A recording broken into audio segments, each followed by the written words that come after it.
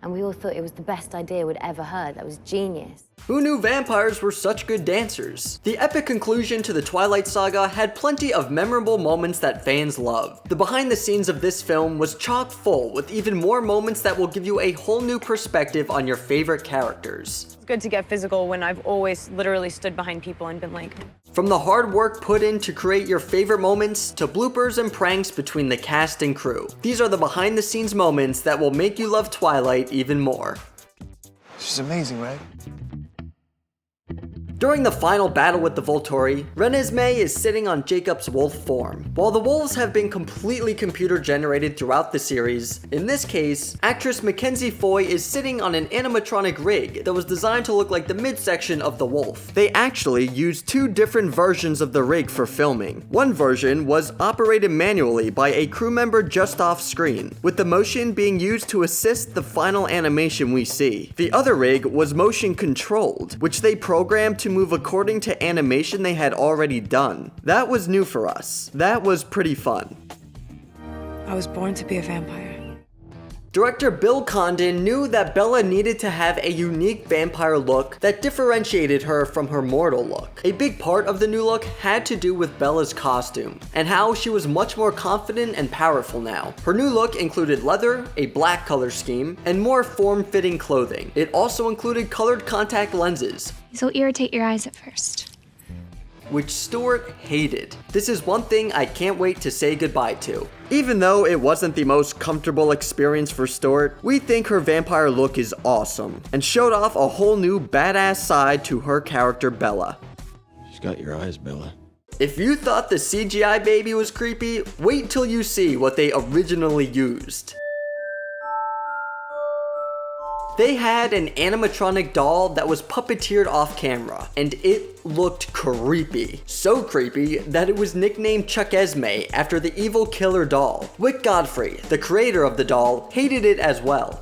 Is one of the most grotesque animatronic babies, ever to not be seen on film. Knowing this, we're glad they went with the weird CGI baby instead.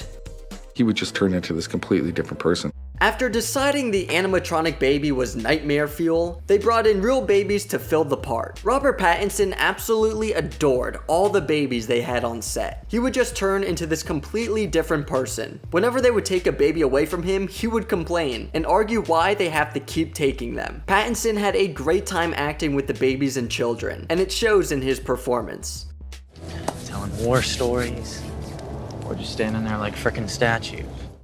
The epic final battle scene showcases the wolf pack attacking the Volturi in an awesome, badass sequence. The behind the scenes, however, not as epic. Since the wolves were completely animated, the animators needed reference to work with. So on set, they had crew members hold giant cardboard cutouts of wolves, feigning the action of the battle. They called the cardboard cutouts the wolf standees, and used them for multiple moments during the battle. This includes the cardboard wolves pretending to attack the Volturi, and the epic shot of all the wolves running towards the fight, which looks a bit more silly with their cardboard stand-ins. It's hard to watch the scene the same way after seeing this. The main thing is not to move too fast. Turning into a vampire comes with a lot of new abilities, most of which require stunt work. Stewart loved to do her own stunts, and would get upset whenever she couldn't. She's like pissed off when a double has to do anything. That being said, some of the stunt work was a little too much for her. She was clearly filled with nervous excitement while doing some of her stunts, laughing after each take. Oh my God! Jesus Christ, I don't know why I can't handle that. I can't handle it. Pattinson also did a lot of his own stunt work, including some pretty intense wire work. That was pretty fun. However, he had trouble doing one stunt in particular, a simple somersault. He failed on multiple takes, while his co-star Kristen Stewart nailed it every time. Pattinson had the whole crew laughing at his inability to complete a simple stunt. He went to his stunt double for help, who can be seen putting his head in his hands after a failed attempt by Pattinson. Very proud to have her be playing my daughter. MacKenzie Foy was one of the last additions to the main cast, coming on to play Renesmee. All the other cast members made her feel welcome and would play games with her on set. She played football with Taylor, a game where someone tries to catch her hands, and would have staring contests with everyone. The cast only had nice things to say about her, praising her for her hard work. MacKenzie's great. She's very self-possessed for a very really young girl. Come time for reshoots, Robert Pattinson was ready in all aspects except one, his hair. He had cut it before reshoots began, meaning it wasn't the right style for Edward. He ended up wearing a wig, which he hated. He branded it Frankenstein's monster. We still think he looks great.